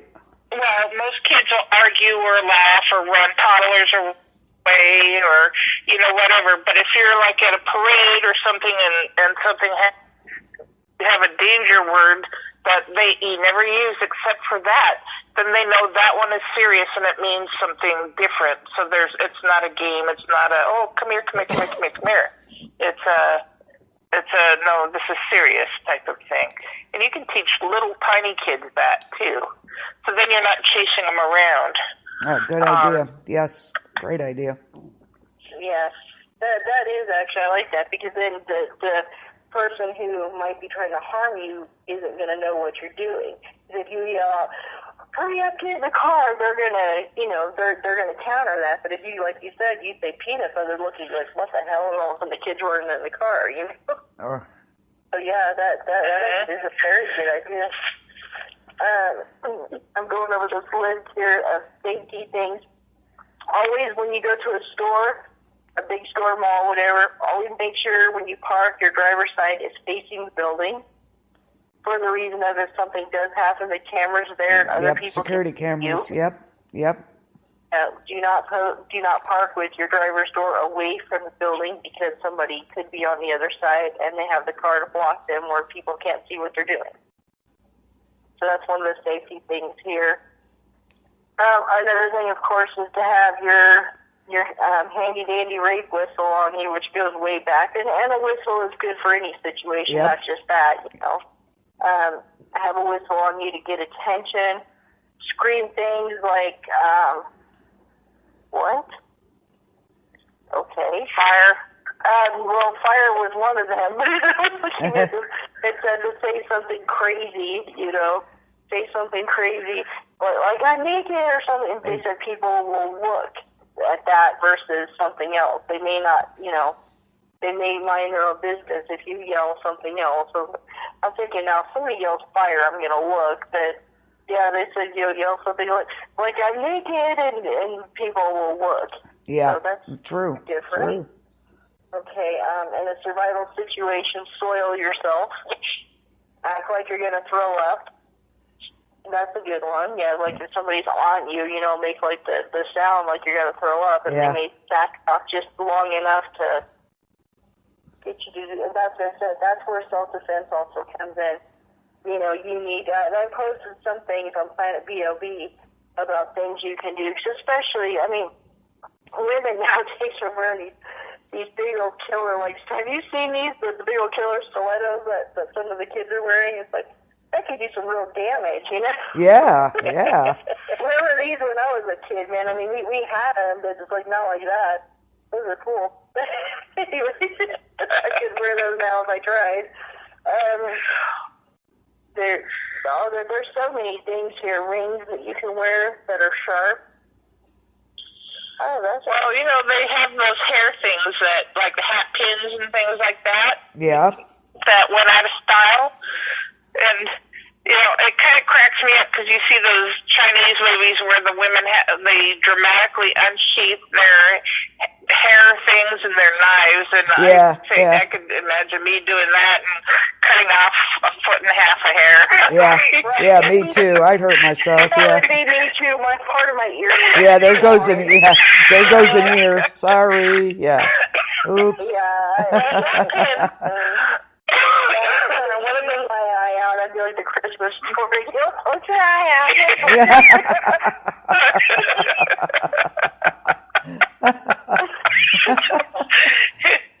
But those old long hat pins are good ones.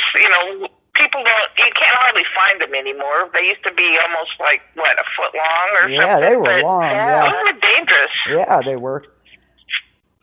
Another thing here is showing this necklace, which is really cool. There's like a little turn, and there's like a little knife thing in there. That's pretty neat. I like that. Okay, I could do that. And of course, the lipstick knife, that you have on here. I actually have one of those where you turn it up. There's a little knife in it. Yeah. It's just basically like a glorified box cutter, but still, it can help you get away if you needed to. Yeah, just use your keys. You know how to use your keys. A keychain stun gun here. That's kind of cool. Where you put my friend had a little holster that she had this little teeny gun like a Derringer, and it would fit up under her boobs in her, there you her go. bra. Yeah. They had this bra thing. But I could see some guy go, okay, give me all your money, and I'd go, wait. Yeah, and I'd hang start on. reaching up under my shirt to grab my gun, and he'd go, no, lady, I just want your money. Wait, it's in your hardware. No, lady, just your money. No, I need to I'm blind, Yeah. See, I'm such a dual purpose.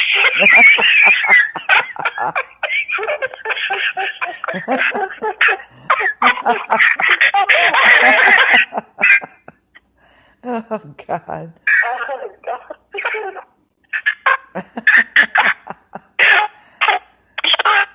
Oh, my gosh. Yeah. I have to pull Bray up to find it. Over my shoulder. Yeah, I've been told a few times if I ever got kidnapped, the kidnappers would be paid to me back.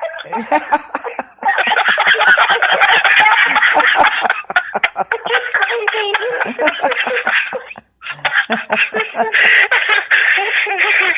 Oh, Lord. All right. Well, and with that, you guys, I'm going to go to bed, I think. It's about time to wrap it up. We're just going to do a couple announcements and some we'll wrap it up. To some Facebook groups. So it'll just be a few more minutes for us. Go ahead, Michelle. Well, thank you so much for inviting me. Oh, my God. First and last appearance on the B.O.B. No, you're more than welcome anytime. Right, Michelle? Anytime. Absolutely. It was great. Thank you for, sharing everything with us. Yes. And please do one more plug for your folks real quick, and then... everything. Okay, Julie, do one more plug for your folks before you go. I forgot what they're called. Okay, I forgot what they were called. Chaos Coordinator, aptly named, I guess, and the Prepper's Herbal Apothecary for Beginners. Say that 5 times really fast. Yeah, really. I didn't think about that when I named it. Thank you, ladies. You have a great night. It was fun. Yeah, it was. It was great. Thank you. The show. Like I said, I would love to have you back again. This has been fun. Oh, definitely. Anytime you want. Well, anytime. Yes, anytime you want. Let me know what the audience says. Absolutely. Well, when I hear this, the owner of the station, I'm telling you right now, he's probably having his hand over his face. He's shaking. Yeah. He's probably having an aneurysm.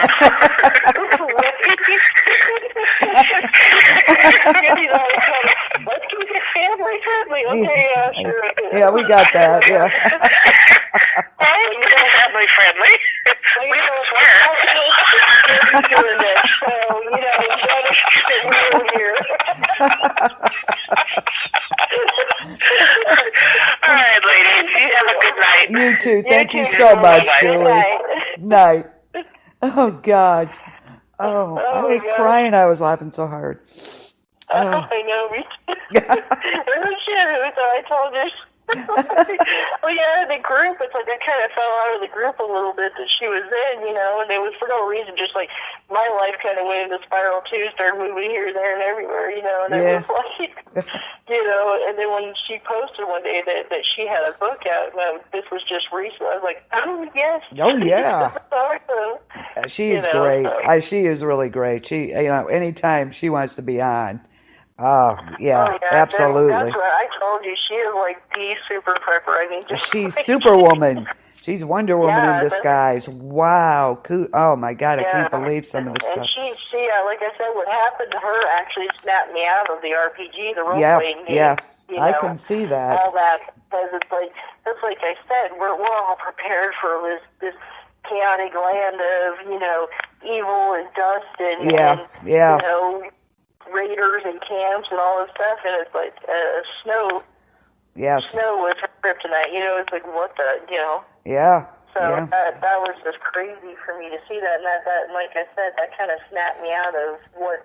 And it was really easy to get into because all these sites and everything. Oh, sure. Yeah. And, you're going on survival supply runs and you know, abandoned towns. Bunkers, it's a great video game. But, yeah. You know, it's just not reality anymore. Bunkers, you know, make the cement bunkers and stuff they were doing and crazy. Yeah. Oh, yeah. Yeah. Well, hey, I still stand by. If I could afford a bunker, I would, trust me, because there's a lot of things out there that you should have a bunker for. Yeah. No, I agree. But they were really getting crazy with some of that stuff. Oh, yeah. Well, I think, the show that the Doomsday Prepper thing, that to me, like, it just put, like, a stake in my heart for prepping, because it's like, then people stop taking it seriously. Yeah. You know what I mean? It's like people started thinking, like, you know, it was right around the time the 12 thing happened, you know, December, what was going to be the Mayan end and all that, you know. And it's like, that's about the time. And I'm not saying that you shouldn't prep like these people, but I mean, some of those people were insane. Yeah. You know, like that lady saying she's going to make designer meals in the apocalypse. It's like, are you kidding me? Yeah. You know, it's about survival. Yeah. There you go. It's about survival. Yeah, exactly. It's not about, you know, all that stuff. So, but, I mean, I think now it's starting to level back out again. Yeah, where I agree. People are getting back to where it's supposed to be, which is about survival of the everyday thing. Like I said, weather disasters, things like that. Yeah. You know, losing your job, whatever it is, you know, you should try to have preps for that. But, and this show has been great. Like I said, I've been wanting to do one like this for a while for the women preppers, just to kind of, you know, absolutely. let everybody know that they're not alone. Because for a while, it was almost like you were a prepper only if your husband was. Or if your father was, or if your family was. Right, brother. It was a male thing. Exactly, very male-oriented thing. And I want people to know that you're not alone, that there's a lot of us out here. Oh, definitely. We are here, yes. Yeah, whether you're a homesteader and you have, you know, a couple 100 acres of land and you've got livestock there, or if you're just an urban prepper and you have stuff in your closet, you know, you're still a prepper. It doesn't measure by how much you have. It's knowledge. Exactly. You know, don't ever think you know everything. Don't ever think that, I know enough, because you'll never know enough. So just keep keep learning, and listen to people, you know. Yeah, you guys have, you've really opened my eyes more to what I need to do. So it's been wonderful for me. So, yeah, you guys, I mean, some of the stuff is like, that makes sense, you know. things I wouldn't have thought of. There's a lot of stuff that people just don't think of that Yeah. someone else may think of, you know, Right. and that's what I love about it. Like tonight, you know, like with Julie talking about some of those things, I didn't even know chickens could get drunk, you know? Yeah. You know, I read her book and I'm like, oh, wow, that's interesting. Yeah, it was. That was great. It is so funny. I mean, it's sad. There's parts that are sad, but I mean, it is so funny. Just so many things happen, and she just bounces back, you know. And she survived so well. Bless her heart. Yeah, definitely. Wow. I don't know if I'd have come out of that so well, but I like to think so. Yeah, and then as far as like products go, there's all kinds of things out there, and always just go to the YouTube channel, go to different things like that, you know, look up stuff and just see what's available out there, because sometimes there's some really new, like, and I know the Go-Go. It really is a good thing. I have to agree. It really is. It really is. I mean, for me, I mean, like I said, you don't have to pull down showing all your business, you know, you know, you can actually use this, and, you know, especially if you don't know what's out there, for sure. Yeah, I agree. You know, you don't know what critters are out there. Yeah, not a good thing. Well, well, ticks for me is like the horrific thing. That's what I always think about stuff. It's like I'm looking down. It's like, where are you? Because you can't see those things half the time. They're like little tiny, almost like the speck of a freckle. You've got a good point. That is a great point. Yes, you can't see. So, yeah, absolutely. I mean, I mean, that would just be her. I can't even imagine. Oh, my God. Yeah.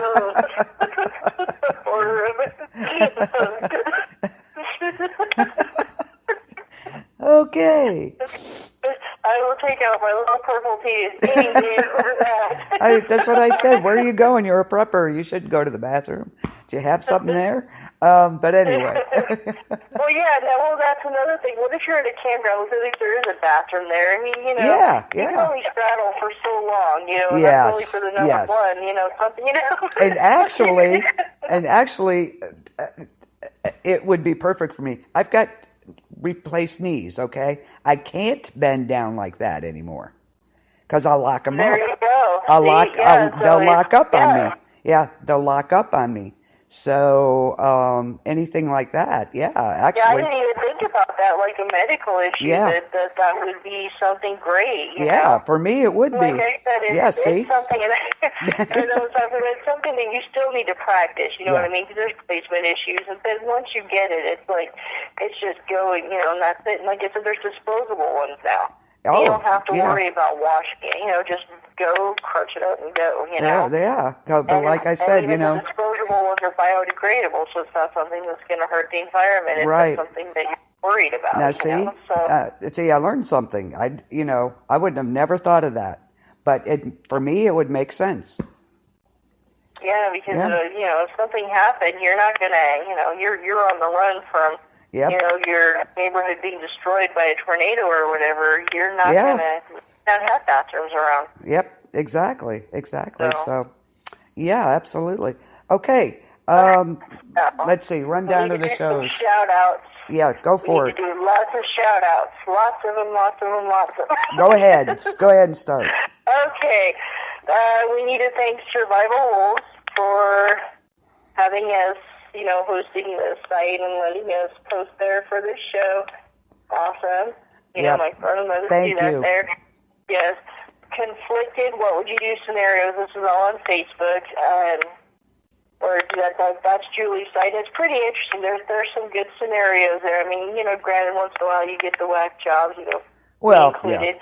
That you know, the scenario's a little out there, but it's still kind of neat, you know, where just to see the different opinions on what people. And I write scenarios sometimes for Planet B.O.B. too, but you do. They're mostly scenarios and people asking questions about stuff. So it's really cool. I'm definitely going there. I talked to a lady today. Well, not really talked to her, but she was on one of the sites, and she said she was going to listen in tonight, and she told me about a page of hers, and I just thought it was just the neatest name ever. It's called Militia Mama. That's the name of her page, Militia Mama, MOMMA, and it's just basically she posts stuff about, just different ideas, different things, and it's a really cute little page. I mean, she has a lot of good stuff on there. Put that name in the chat if you can. Absolutely, I will. Yeah, but she was on there today saying she's listening. Her name's Rebecca. Awesome. Well, hi out there. And she shared our group to her page. So awesome. Thank you. That was neat. Yeah. And of course, the Walking Dead Freak Show, Jason Boyce, I'm an admin over there. Yes. Yeah, he lets us post there. And then, of course, our own stuff, the True Horror Junkies and Horror Three-Ring Circus. Denise and I are wackos, but we have the weirdest stuff. Yeah. We kind of dabble in everything. And then the KBLP LLC Facebook page, that'll show you not only our shows, but other shows that are on there. We have some really good shows on our station here. Oh, absolutely. A lot of them. And then, of course, the Planet B.O.B. And that's B.O.B. It's, abbreviation for Bug Out Bag. Yep. On Facebook. So go ahead and go over there. We post some stuff over there. We're there. Denise is an admin. Ideas is an admin. And we also have an admin named Terry. I always give him a shout out every show because, like I said, he's like the guy who kind of stands in the corner and just kind of watches everything. He's not a guy who likes the spotlight. He doesn't like to, but he is very smart when it's prepping. I mean, he is like just brilliant. He can answer anything. He has everything. Anything you want to know. Post a question, he'll have an answer for you. About prepping, please. Awesome. So go on there and be a smart ass and put some questions. Oh, yeah, that's me. Yeah. But yeah, lots of groups. I think you covered most of them. So yay! I love the Planet. I love the Planet B.O.B. page. I really love that group. That's a great group. And I love Walking Dead Freak Show. Love that one too. Yeah. So, you're done with Fear? Oh my God. Well, I don't know if I just got really mad. That show, maybe it did kill me. It took my soul a little bit, but I know. All right.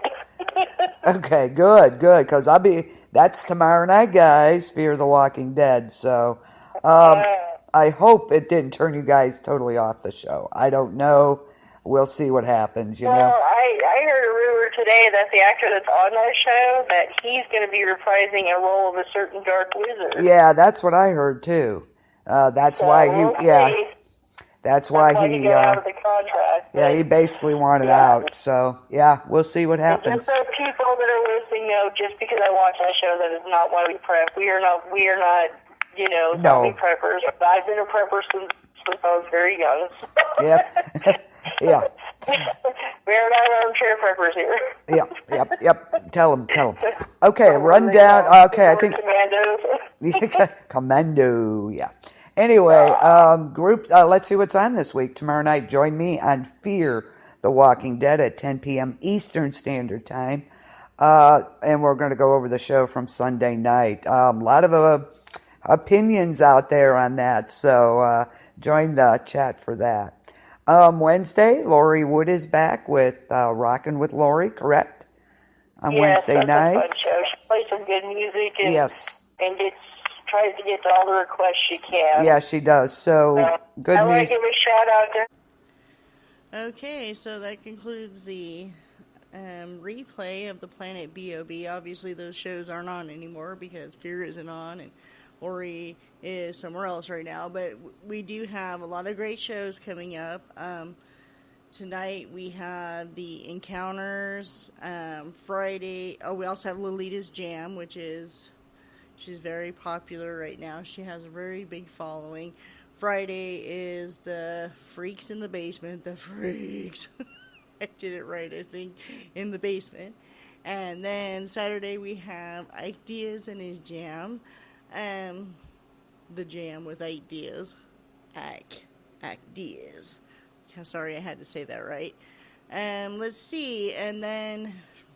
also on Friday, I almost forgot, Hollywood Review with Denise Harris is going to be on. Sunday we have DWD with Denise Harris. Monday, I don't think we have anything on this Monday. I'm not sure. I'll have to check with that because I know that sports is starting soon with him and Cecilia Flores. So there's going to be, some stuff there.